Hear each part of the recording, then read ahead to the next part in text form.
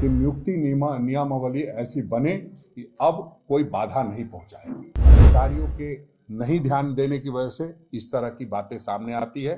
रोजगार देने की बात है तो उसको रोजगार त्वरित गति से देनी चाहिए। वचन पत्र में सरना कोड की बात कही थी, उसको भी हम लोगों ने विधानसभा से पारित कराया। हमने वायदे किए हैं उसको पूरा करने का काम करे।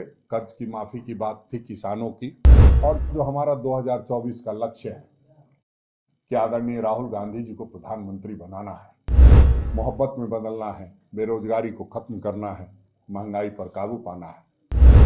हम ये कह सकते हैं कि आज हमने हिमाचल जीता है, कल पूरा हिंदुस्तान जीतेंगे। जो देश में गंगा जमनी तहजीब है उसको जिंदा रखना है। जो एक पूरे देश में नफरत का माहौल है उसको मोहब्बत में बदलना है। और ये वर्ष इसलिए विशेष है क्योंकि हम लोगों ने आदरणीय राहुल गांधी जी के नेतृत्व में यात्रा की, भारत जोड़ो यात्रा। 2 बार पूरे इस यात्रा के दौरान कन्याकुमारी से कश्मीर तक के बीच में इस यात्रा में शामिल होने का अवसर प्राप्त हुआ। एक इंदौर में, दूसरा दिल्ली में।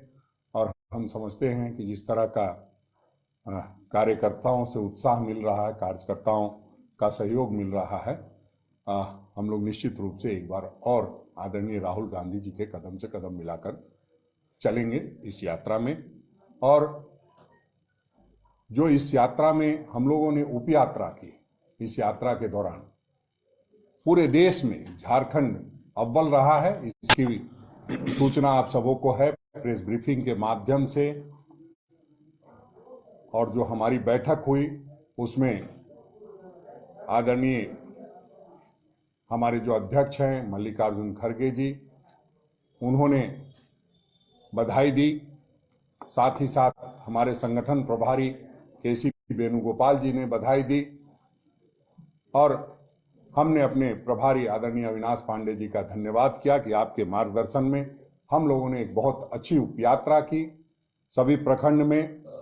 और 25 जिले जो हैं उसमें हमने खुद से यात्राओं में शिरकत किया और खुद से देखने का अवसर मिला कि किस तरह से लोग उत्साह से लवरेज होकर के हमारी यात्रा में शामिल हो रहे हैं। चाहे वो बुद्धिजीवी वर्ग के लोग हों, चाहे वो चिकित्सक हों, युवा हों, महिला हो, सभी धर्म और सभी समुदाय के लोग हमारे साथ जुड़े। और हम ये कह सकते हैं कि जिस उद्देश्य को लेकर के आदरणीय राहुल गांधी जी निकले हैं कन्याकुमारी से कश्मीर तक के पदयात्रा पे, कि नफरत को मोहब्बत में बदलना है, बेरोजगारी को खत्म करना है, महंगाई पर काबू पाना है, उसमें कहीं ना कहीं हम सफल होते दिखाई दे रहे हैं। देश ने एक नया संदेश दिया है हिमाचल प्रदेश के माध्यम से। हम ये कह सकते हैं कि आज हमने हिमाचल जीता है, कल पूरा हिंदुस्तान जीतेंगे। राज्य में जब स्थापना दिवस समारोह हम लोग मनाए, और जो चूंकि आप लोग से भी ये महत्वपूर्ण दिन था इसलिए रूबरू होना आवश्यक था। और जो हम लोगों ने पिछले 1 वर्ष में किया है उसका एक लेखा जोखा हम चाहते हैं कि आपके माध्यम से लोगों तक पहुंचे। इसलिए आज हमने इस प्रेस कॉन्फ्रेंस को, या यूं कहिए कि आप लोगों से रूबरू होने के लिए आपको आमंत्रित किया है।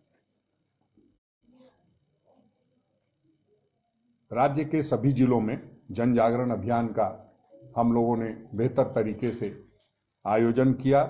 14 से 29 नवंबर जो 2021 में पूरी तरह से हम लोग उस पर पूरे राज्य का दौरा किया। 2500 जिला हम लोग उसमें गए। उसके बाद बांग्लादेश जो मुक्ति संग्राम 1971 का है उस पर पूरे राज्य में विचार गोष्ठी हुई और सभी तरह के कार्यक्रम आयोजित किए गए। लगातार हमने जिला अध्यक्षों, फ्रंटल ऑर्गेनाइजेशन के साथियों के साथ बैठक करके जिलों को समझने का प्रयास किया यहाँ बुला करके भी और जिलों में जा करके भी वरिष्ठ नेताओं के साथ संपर्क करके ये प्रयास किया कि सभी लोग हम लोग साथ मिलकर चलें। राज्य के सभी जिलों में हमने संवाद कार्यक्रम की शुरुआत की और उसके बाद हम प्रखंड स्तर तक संवाद किए और पूरे राज्य स्तर पर भी आपने देखा कि संवाद कार्यक्रम हुआ। उसके माध्यम से हमने कार्यकर्ताओं की जो बातें हैं उसको समझने का प्रयास किया, सारी बातों को का संकलन किया और उस अनुरूप आगे बढ़ भी रहा हूं। आपने देखा होगा सबसे पहले हमारे प्रभारी जब यहाँ आए उन्होंने सबसे पहले निर्देश दिया चिंतन शिविर करें और चिंतन शिविर के माध्यम से तमाम जो राज्य के बड़े लीडर हैं उनको बैठ करके और उनके मन में क्या विचार आता है उन सारी बातों को संकलन करके और उन सारी बातों को हमने प्रखंड स्तर तक संवाद के माध्यम से पहुंचाने का भी काम किया और कार्यकर्ताओं की क्या भावना है उसको भी समझने का प्रयास किया। आप आंदोलन देखेंगे तो जिस तरह से ईडी की कार्रवाई थी, जिस तरह से महंगाई और 27% आरक्षण की बात थी, हमने अपनी सरकार में रहते हुए आरक्षण के लिए धरना प्रदर्शन पूरे प्रदेश में किया। प्रदेश के जो ओबीसी के अध्यक्ष हैं अभिलाष साहू जी उसके लिए बधाई के पात्र हैं। संगठन में मेरा कहने का मतलब यह है कि हर फ्रंटल ऑर्गेनाइजेशन ने कदम से कदम मिलाकर चल करके और पूरे कांग्रेस को जो एक संगठन सशक्तिकरण का हम लोग कार्यक्रम चला रहे हैं उसको सफल बनाने में अपनी महती भूमिका निभाई। कार्यकर्ता लगातार जनता की आवाज को बुलंद करते रहते हैं। कार्यकर्ता मेरे कहने का मतलब वो जो प्रखंडों में, जो पंचायतों में गांव के लोगों की समस्याओं को लगातार ले जाकर के अधिकारियों, बीडीओ और सीओ तक रखते हैं। उनकी बड़ी वेदना होती थी और उनके द्वारा कहा जाता था कि हमारी सुनवाई नहीं होती है। ऐसे में उनको सरकार से एक अधिकार दिला करके 20 सूत्री के माध्यम से जन सेवा का मौका दिया गया।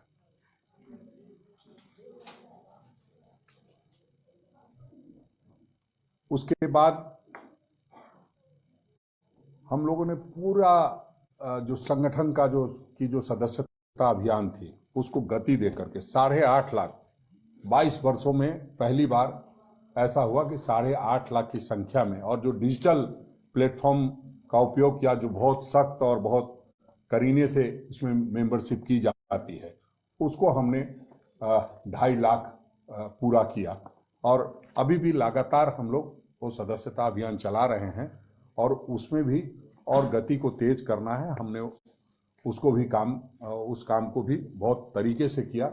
उसके बाद एक पूरे प्रक्रिया से प्रखंड अध्यक्षों की नियुक्ति हुई। 319 प्रखंड हैं जिसमें 280 प्रखंड की कमेटी बन गई है। ये हमारे लिए महत्वपूर्ण है क्योंकि वर्षों से ये कमेटियां कहीं न कहीं नए तेवर और नए कलेवर के साथ नहीं आ पाई थी, जो अब दिखाई दे रही है कि सभी जो प्रखंड में है मजबूती के साथ 35 से 50 लोगों की कमेटी बनी है। तो आज हम ये कह सकते हैं कि जो एक एक पंचायत की जिम्मेदारी है उसको हम देने में आने वाले समय में सफल होंगे, क्योंकि हमें बूथ तक जाना है और मंडल का भी निर्माण करना है। तो ऐसे में सभी लोगों की भूमिका महत्वपूर्ण होगी। और आपने देखा कि पिछले 6 वर्षों से कमेटी नहीं बन पाई थी। सभी लोगों की अपेक्षा होती है कि प्रदेश में एक कमेटी रहे, जिलों की मॉनिटरिंग हो, प्रखंडों की मॉनिटरिंग हो, विधानसभा की मॉनिटरिंग हो। उसको अब पूरा कर लिया गया है। जिला अध्यक्ष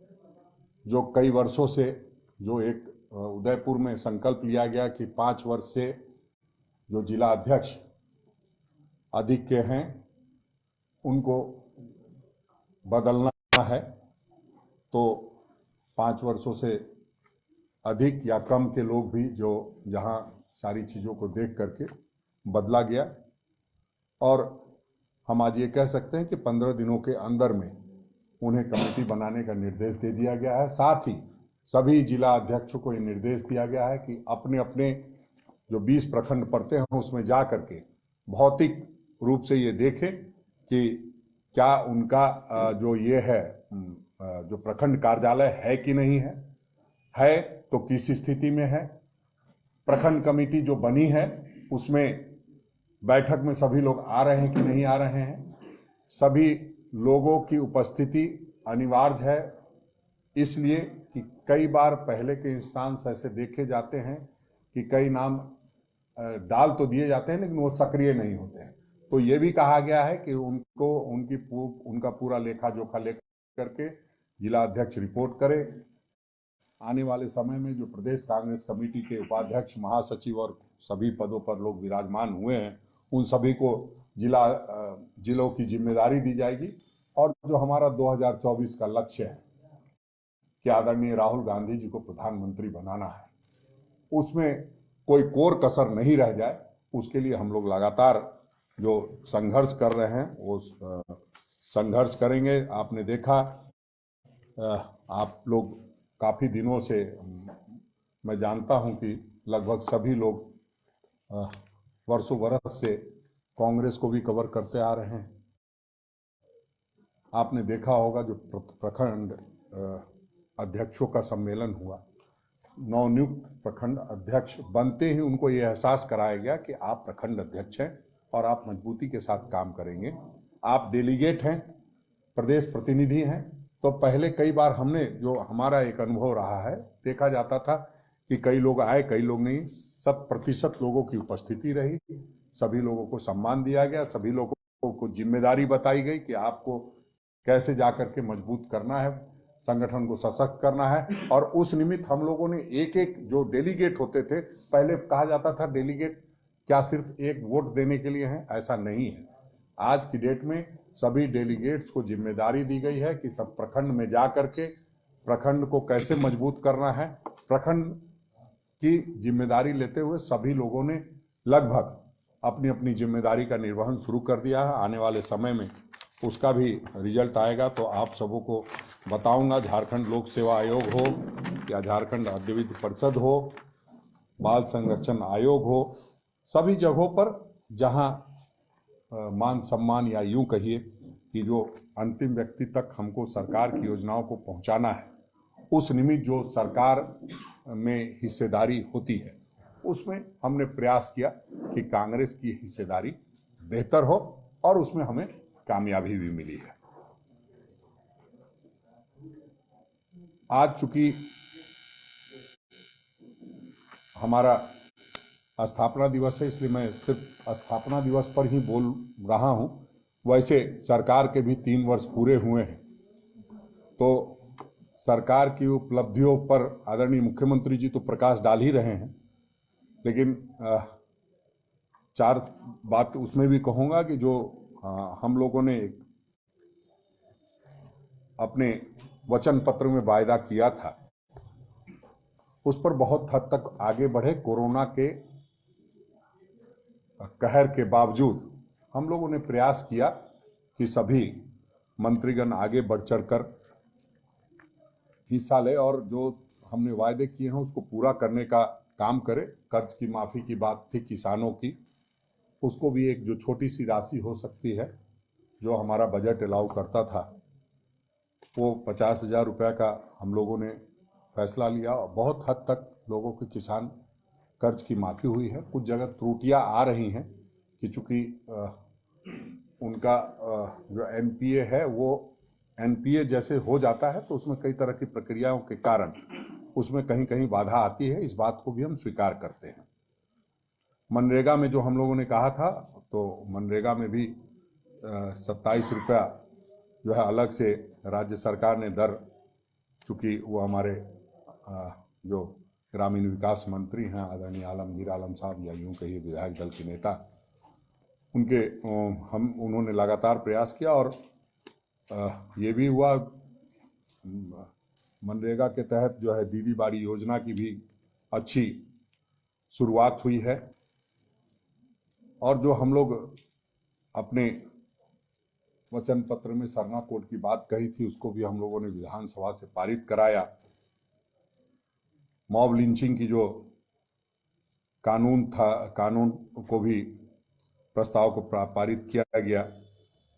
जो हमारी कांग्रेस की सरकार ने ओल्ड पेंशन स्कीम दिया था, जिसे भारतीय जनता पार्टी की सरकार ने बंद कर दिया था पूरे देश में, उसको भी हम लोगों ने शुरुआत की है।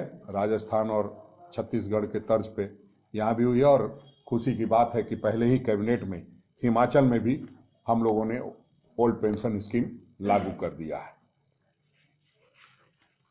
खेल स्वराज नियुक्ति नियमावली की जो विसंगति है निश्चित रूप से दुखद है, और इस पर हम लोग बहुत गंभीर हैं कि नियुक्ति नियमावली ऐसी बने कि अब कोई बाधा नहीं पहुंचाएगी और जो यहाँ के लोग हैं उनको अधिकार मिले। दुर्भाग्य इस बात का है कि हमारे ही लोग जो इस राज्य में रहते हैं, किसी न किसी दल से ताल्लुकात रखते हैं, वो जा करके जब यहाँ के लोगों का भला होना होता है तो ऐसे समय में इसको हाई कोर्ट में जाके उलझा देना, ये चीजें होती है। लेकिन अब हमने सरकार से भी आग्रह किया है कि ऐसी नीति बने जिसमें कोई त्रुटि नहीं रहे किसी के भी नजरिए में, चाहे वो व्यक्ति हो या माननीय उच्च न्यायालय हो, किसी को ये त्रुटिपूर्ण नहीं लगना चाहिए। इस बात का खास ख्याल रखना चाहिए। कहीं ना कहीं कई बार ऐसा लगता है कि अधिकारियों के शिथिलता की वजह से, अधिकारियों के नहीं ध्यान देने की वजह से इस तरह की बातें सामने आती है, जो ठीक नहीं है। हम समझते हैं कि कोई रोजगार देने की बात है तो उसको रोजगार त्वरित गति से देनी चाहिए और उसके लिए जितना जल्द से जल्द हो सके उसको नियमावली फिर से एक बार पुनर्विचार करते हुए बना करके लोगों को देना चाहिए। आप